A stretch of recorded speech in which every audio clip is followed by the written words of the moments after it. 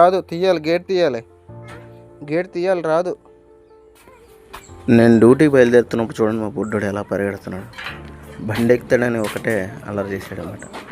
సర్లే, వాళ్ళకి కూడా చిన్న చిన్న ఆనందాలు ఉంటాయి కదా అని చెప్పేసి బండిలో కూర్చోబెట్టుకుని అలా రోడ్డు వరకు కూడా తీసుకెళ్ళాను. మా ఓడి చూడండి ఎంత సంతోషపడిపోతుండ, ఎంత ఆనందంగా నవ్వుతాడో చూడండి. బాగుందా? ఉండిపోతా బండిలో? బండిలో ఉండిపోతావా అబ్రహం?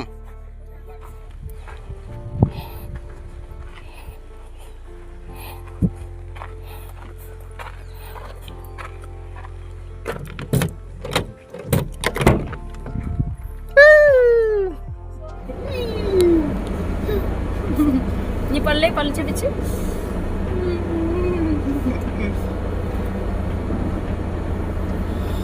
చల్లగుందా? వెళ్ళిపోతాం ఎలాగా. మా వైఫ్ని నా బాబుని ఎక్కించుకొని ఆ రోడ్డు వరకు తీసుకెళ్ళాను అనమాట. వారికి అదే సంతోషం, మనకి ఇదొక ఆనందం. నేను విఆర్ఎల్లో పని ఉందని చెప్పేసి బండి ఇంటికి తీసుకుని వచ్చాను. అంటే విఆర్ఎల్ మన ఇంటి దగ్గరలోనే మెటీరియల్ తీసుకెళ్ళాలని చెప్పి బండి తీసుకొని వచ్చేసాను అనమాట. ఇప్పుడు చూడండి మా వాడు ఎలా ఏడుస్తాడో. Abraham boy. మళ్ళీ డాడీ వస్తారు, అప్పుడు వెళ్దామే. డాడీకి వచ్చి మళ్ళీ వద్దాం.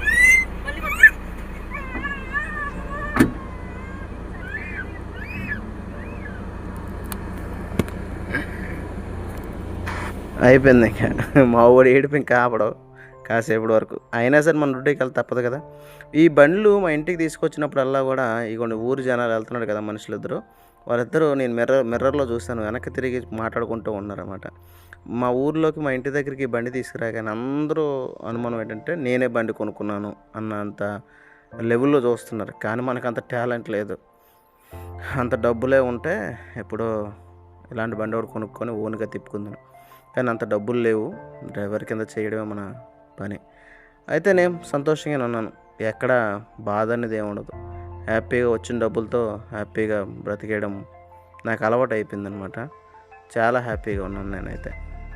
కానీ కొన్నిసార్లు అనిపిస్తుంది, వచ్చిన శాలరీ సగం శాలరీలే. అంటే మనకేం వేలకు వేలు వచ్చాయి కదా, వచ్చిన 17,000 జీతం ఇస్తారు. ఆ 17,000 జీతంతో నేను నెలంతా గడపాలి. పాపకి ఫీజులని, ఇంట్లోని ఖర్చులని, ఇలా రకరకాల పరిస్థితులన్నీ కూడా 17,000 జీతంలోనే ఉంటుంది అన్నమాట. అయినా కొన్నిసార్లు బాధపడినప్పటికీ కొన్నిసార్లు ఏంటంటే నన్ను నేనే అదుపు చేసుకొని ఇలా కొద్ది రోజులే ఉంటుంది, మిగతా అన్ని రోజులు ఉండవు కదా అని చెప్పి నన్ను నేను సర్ది చేసుకుంటూ హ్యాపీగా వెళ్ళిపోతూ ఉంటాను అన్నమాట. ఇప్పుడు చూస్తుంది ఇదంతా కూడా గూగుల్ ఏరియా. తర్లువాడ పేరు వినే ఉంటారు మీరు. అది మా ఊరు పక్కనే ఒక 2 కిలోమీటర్ దూరం ఉంటుంది అన్నమాట. ఎంత గూగుల్ ఏరియా. ఒకప్పుడు ఈ పక్క భూములన్నీ కూడా సెంటు 1,50,000 ఉన్నవి. ఇప్పుడేమో 10 లక్షలు, 7 లక్షలు, 8 లక్షలు ఇట్లా పెరుగుకుంటూ పోయినాయి అనమాట. మా సైడ్ మీకు భూమి కావాలనుకుంటే తీసుకోవాలనుకుంటే కనుక నాకు మెసేజ్ చేయండి. నేను కొంతమంది ఉన్నారు మా సైడ్, చూపిస్తారు భూములు. ఇంట్రెస్ట్ ఉన్న వాళ్ళు అది కూడా చూడండి. మొత్తానికి విఆర్ఎల్కి అయితే బయలుదేరిపోయాను. ఉదయాన్నే విఆర్ఎల్కి బయలుదేరిపోయాను. విఆర్ఎల్లో మెటీరియల్ వచ్చిందంటే 8 బాక్సులు వచ్చాయంటే లేబుల్, బ్రాండ్ లేబుల్ తాలూకువి. మన వాటర్ బాటిల్ కంపెనీ కదా, వాటర్ బాటిల్ కంపెనీకి లేబుల్ వచ్చాయంటేను తీసుకోవడానికనే వెళ్ళాను అనమాట. మా ఊరికన్నా తర్లువాడలో నాకు తర్లువాడలోనే ఎక్కువ ఉండేవాడిని. అదంటే నేను ఇష్టం. మా ఊర్లో ఉన్నానే అనే పేరే కానీ మా ఊర్లో ఎప్పుడు కూడా నేను అంత మనుషులతో కలవలేదు, ఎవరితో కూడా కలవలేదు. ఎవరి ఫోన్ నెంబర్లు నా దగ్గర ఎక్కువగా ఉండవు. ఆ కనిపిస్తుంది కదా కొండ, ఆ కొండ అంతా కూడా గూగుల్. ఆ కొండ సగం వరకు గూగులే. ఆ ఎదురుగా ఉన్న కొండ అంతా కూడా గూగుల్ మన దగ్గరకు వచ్చిన తర్వాత భూముల రేట్లు పెరిగిపోయినాయి. కానీ కొంతమంది అంటున్నారు అన్నమాట, గూగుల్ వల్ల కొంచెం ఇబ్బంది ఉంది, రేడియేషన్ ఉంటుంది, తర్వాత వాటర్ ఇబ్బంది కలుగుతుంది, నీరు తాగడానికి నీరు కూడా ఇబ్బంది అయిపోతుంది అని చెప్పి చాలామంది అన్నారు. మరి అది నాకు అంతగా ఏం తెలియదు.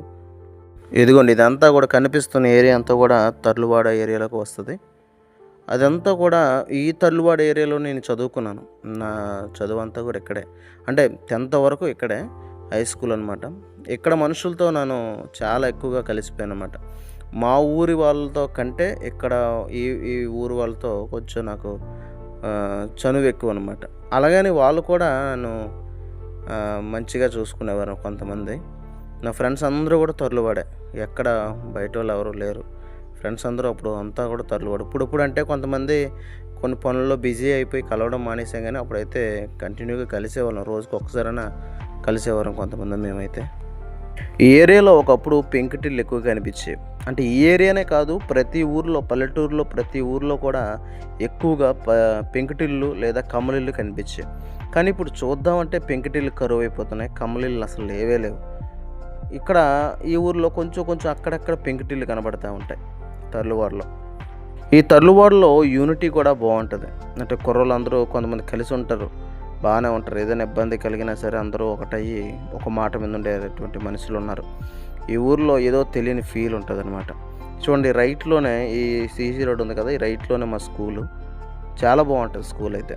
అంటే మంచి నేచర్, పక్కనే పొలాలు, ఈ పక్కన స్కూల్ ఉంటుంది అనమాట. సో ఇదంతా కూడా ఈ తర్లువాడ ఏరియా అనమాట. ఒకప్పుడు అన్నీ పాకిళ్ళు, కమలిళ్ళు, తర్వాత పెంకుటిల్లులే. ఇప్పుడు మాత్రం అన్ని బిల్డింగ్లు వచ్చాయి. చూడు, మనం వెళ్తూ ఉంటే ఇవన్నీ కూడా పొలాలు కనబడతాయి అన్నమాట. మొత్తం అన్నీ కూడా పొలాలు కనబడతాయి, చుట్టూ అంతా కూడా పొలాలు కనబడతాయి. చాలా అందంగా ఉంటుంది ప్లేస్ అంతా కూడా. పల్లెటూరు ఏదైనా పల్లెటూరే కదా. సిటీలో ఉండేదానికన్నా పల్లెటూరులో ఉండేటువంటి ఆ ఫీలింగు, ఆ వాతావరణం అయితే చాలా బాగుంటుంది. నాకైతే పల్లెటూరు ఇష్టం. మరి మీకు ఏది ఇష్టమో కామెంట్లో తెలియజేయండి. జీవితంలో ఇలా బ్రతకాలి అని అనుకుంటాం చిన్నప్పుడు. అంటే స్కూల్ లైఫ్లో ఉన్నప్పుడే నేను అనుకునేవాడిని ముఖ్యంగా ఇలా చదవాలి, ఇది చదవాలి, ఈ బైపీసీ తీసుకోవాలి, ఇలా అని చెప్పి కొన్ని ప్లానింగ్లు వేసుకున్నాను. కానీ ఆ ప్లానింగ్లు ఏవి కూడా నాకు వర్కౌట్ కాలేదు. ఎందుకంటే స్కూల్ చదివినప్పుడు స్కూల్లోనే ఏంట్రా బాబు బాధ, కాలేజ్కి వెళ్ళిపోతే బాగుండు అనుకునేవాడిని. తీరా కాలేజ్కి వెళ్ళిన తర్వాత దానికి తగ్గ అక్కడ స్టడీ అన్నది దానికి తగ్గట్టుగా ఉండేది. ఇంకా నా వల్ల కాదని చెప్పి మధ్యలోనే డ్రాప్ అవుట్ అయిపోయి ఇక ఇదిగో డ్రైవర్గా. అంటే ఒకప్పుడు నేను ఇక చూసారా గేదెలు తోలుకెళ్తున్నారు, ఇలాగే తోలుకెళ్ళేవాడిని. కాలేజ్ మధ్యలో వదిలేసి గేదెల్ని ఆవుల్ని కలిపి సుమారు 12-13 గేదెలు ఉండేవి, 12-15 గేదెలు ఉండేవి. ఆ గేదెలన్నింటిని తోలుకొని పొలాల గట్ల మీదకి వెళ్ళేవాడిని. నిజంగా అప్పుడు అనిపించేది, గేదెలు తోలుతున్నప్పుడు అనిపించేది ఏంట్రా బాబు బతుకు అనిపించేది. కానీ ఇప్పుడు డ్రైవింగ్ చేస్తూ ఉంటే ఇప్పుడు అనిపిస్తుంది ఏంటంటే శుభ్రంగా చదువుకుంటే ఈ బాధలు ఏవి ఉండేవి కాదు కదా అనిపించేది. అంటే మనకి చెప్పేవారు ఉండడు, గైడెన్స్ కరెక్ట్గా ఇచ్చేవారు ఎవరు ఉండరు. ఇచ్చినా వినే స్థితిలో మనం ఉన్నాం. ముఖ్యంగా ఇచ్చినా సరే ఈడి మాటలు మనం ఎందుకు వినాలి అన్న ఆలోచనలు వస్తూ ఉంటాయి. అంటే అదొక రకమైన గర్వం, అదొక రకమైనటువంటి ఆ రక్తంలో ఉన్నటువంటి ఆ పొగరు ఏమవుతుందంటే చివరికి మనల్ని ఇబ్బందిలోకి తీసుకెళ్తూ ఉంటుంది. కాబట్టి వీడియో ఎవరైనా సరే కుర్రోళ్ళు చూసినట్లయితే కనుక, ఎవరైనా సరే చదువుకుంటున్న వారు చూస్తున్నట్లయితే ఖచ్చితంగా చదువుకోండి. ముందు మీరు ప్రిఫరెన్స్ ఇవ్వాల్సింది చదువుకి. చదువు అంటూ నీ దగ్గర ఉంటే ఈ పని కాకపోతే ఇంకొక పని కాకపోతే ఇంకో పని చేసుకొని బ్రతకొచ్చు. చదువు అన్నదే లేకపోతే చివరికి ఇంక ఏది దొరికితే అదే కూలి బ్రతుకు అయిపోద్ది. అర్థమైందా? చూడండి, లెక్క ఏంటి ఒక మాట మనం అనుకుందాం. 17,000 రూపాయల జీతం రోజుకి ఎంత పడుతుంది? 566 రూపాయలు ఎంత సుమారుగా పడుతుంది. ఒక రోజు కూలి ఒక మగాడికి 566 రూపాయలు అంటే కుటుంబంలో బ్రతకగలమా? అవకాశం లేదు. కానీ అదే బ్రతుకు చాలని జీతంతో అలాగే బ్రతకాలి, తప్పదు. అదే చదువుకుంటే కనీసం 30,000 40,000 వస్తాయి. అంటే నెలకు ఒక 1,000-1,500 రూపాయలైనా సరే ఖచ్చితంగా వస్తుంది. చదువుకొని ఒక కంప్యూటర్ నాలెడ్జ్ ఉంటే ఖచ్చితంగా ఆ యొక్క అమౌంట్ అనేది వస్తుంది. కాబట్టి నేను కొంతమందిని చూశాను. కుర్రోళ్ళు ఏం చేస్తారంటే చదువుకునే సమయంలోనే డబ్బులకు అలవాటు పడతారన్నమాట. చదువుకునే సమయంలో డబ్బులకు అలవాటు పడి వాళ్ళు ఏం చేస్తారంటే డబ్బులు వస్తున్నాయి కదా ఇంకా చదువు ఎందుకు అని చదువు మీద అశ్రద్ధ చేసి చివరగా వీళ్ళు డబ్బు మీదే ఆశ కలిగి డబ్బు మీద ఆశ కలిగి డబ్బు సంపాదించాలని యాతనలో ఉంటారు. ఇలా చూశాను, మా చుట్టుపక్కల చూశాను చాలామందిని. డబ్బు మీద ఆశతో చదువును వదిలేశారు పూర్తిగా. వాళ్ళు కొంతమంది ఏమయ్యారంటే తెలుసుకొని మళ్ళీ చదవడం మొదలుపెట్టారు బుద్ధొచ్చి. మరి కొంతమంది అదే డబ్బుకు అలవాటు పడిపోయి ఇంకా అక్కడే బ్రతకడం మొదలెట్టారు. కానీ అదే చాలని బ్రతుకు. అది కొద్ది రోజులు మాత్రమే, తాత్కాలికంగా మాత్రమే. నువ్వు ఒక మంచి స్థితిలోకి వెళ్ళాలన్నా కూడా రేపొద్దున నీ పెళ్ళయి పిల్లలు పుట్టి నిన్ను ప్రశ్నించకుండా ఉండాలి అంటే నువ్వు వాళ్ళకి ఏ లోటు లేకుండా చూసుకోగలిగిన డబ్బుని సంపాదించాలి. అది ఒక ఉద్యోగం ద్వారానే సంపాదించాలో అలా బిజినెస్ ద్వారానో. దానికి తగ్గ తెలివితేటలు కూడా నీ దగ్గర ఉండాలి గానీ లేకపోతే పని అవ్వదు. అర్థమవుతుందా? చూడండి మొత్తానికి మనమైతే హైవేకొచ్చాం. హైవే నుంచి వీఆర్ఎల్ దగ్గరే పక్కనే. వీఆర్ఎల్‌కి నిన్న కాల్ చేసి నేను కనుక్కున్నాను. ఇలా మా పార్సల్ వచ్చాయండి.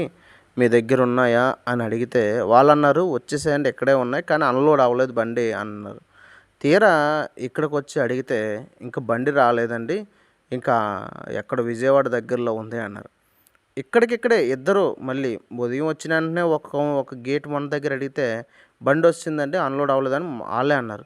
సరే ఎందుకైనా మంచిది అన్‌లోడ్ ఎప్పుడు అవుతుందని చెప్పి కనుక్కోవడానికి ఇంకొక గేట్ దగ్గరికెళ్తే వాళ్ళన్నారు ఇంక బండే రాలేదండి విజయవాడ దగ్గర ఉందన్నారు. అంటే ఇక్కడికిక్కడే 2 సార్లు మనకి తిప్పించారన్నమాట. మొత్తానికి మెటీరియల్ అయితే తీసుకోలేదు. వీఆర్ఎల్‌కైతే వచ్చాను. కానీ మెటీరియల్ తీసుకోలేదు. చూడండి వీఆర్ ఎలాగుంది ఇక్కడ. కొన్ని లారీలైతే వచ్చేసి 2 రోజులు, 3 రోజులు టైం పడతది అన్‌లోడ్ అవ్వడానికి. అంటే ఇక్కడనే కాదు కొన్ని లారీలు నేను చూస్తాను కదా! అవేంటంటే అన్‌లోడ్ అవ్వడానికే 2, 3 రోజులు టైం పడతది. పాపం వాళ్ళు ఎలా ఉంటారో అన్న ఆలోచనే భయంకరంగా ఉంటది. అందుకే ఆళ్ళకి అలవాటయిపోయింది. లారీ డ్రైవర్‌లకి అలవాటయిపోయింది. పాపం ఆళ్ళ పరిస్థితి చూస్తేనే చాలా ఇబ్బందిగా ఉంటదనమాట. ఒక్కొక్కసారి ఆళ్ళు స్నానాలుండవు, తినడానికి తిండి ఉండకుండా పరిస్థితి అయిపోతదనమాట. నేను అల్యూమినియం ఫ్యాక్టరీలో పనిచేశానని చెప్పాను కదా! ఆ ఫ్యాక్టరీలోకి లోడ్ పట్టుకొస్తే సుమారుగా ఒక రోజు, 2 రోజులు పట్టేసేది అన్‌లోడ్ అవ్వడానికి. వాళ్ళు వెళ్ళడానికి. చాలా ఇబ్బంది అయిపోయేది. చూడండి మొత్తం అంతా లోడే ఉంది ఇక్కడ. వీఆర్ఎల్‌లో మొత్తం లోడ్ ఉంది. స్టాక్ ఉంది. మరి పండగ సీజన్ ఒకటి దగ్గరికి వస్తుంది కదా! ఆర్డర్‌లు ఎక్కువ ఉన్నట్టున్నాయి. అన్నీ చాలా ఎక్కువ లోడ్ ఉన్నాయి. గేట్ నెంబర్ 1కెళ్ళి అడిగాను ముందు. వచ్చేసింది అన్నారు. తర్వాత మళ్ళీ అడిగితే రాలేదు అన్నారు. ఇంకెందుకు వీళ్ళతో గోల అని చెప్పేసి తిన్నగా అటు రూట్ అంట మా కంపెనీకి వెళ్ళిపోయాను. చూడండి ఎంత బాగుందో మా సైడ్ వ్యూ. ఒకప్పుడు ఇదంతా అడవి. అదేంటి ఇప్పుడు కూడా అడవిలాగా ఉంది కదా అని అనుకోవచ్చు మీరు. ఒక్క నిమిషం పైకి రోడ్డు ఎక్కితే మీకే తెలిసిపోతుంది. ఒకప్పుడు అన్ని తుప్పలు, అన్నీ కూడా ఆవులు, గేదెలు మేపుకొని, మేకలు మేపుకునే ప్రదేశాలు. కానీ ఇక్కడ ఇప్పుడు లేఅవుట్లు అయిపోయినాయి. అంటే చూడండి ఎంత డెవలప్ అయిందో మా ఏరియా. మేము కల్లో కూడా ఊహించలేదు. ఎంత డెవలప్ అవుతుంది మా ఏరియా అని మేము కల్లో కూడా ఊహించలేదు. ఫస్ట్ ఐటీబీపీ బెటాలియన్ వచ్చింది. దాని తర్వాత ఈ గూగుల్ వచ్చింది. అంతే ఇంకొక్కసారిగా అన్ని ఊర్లు మా సైడ్ చూడడం మొదలుపెట్టాయనమాట.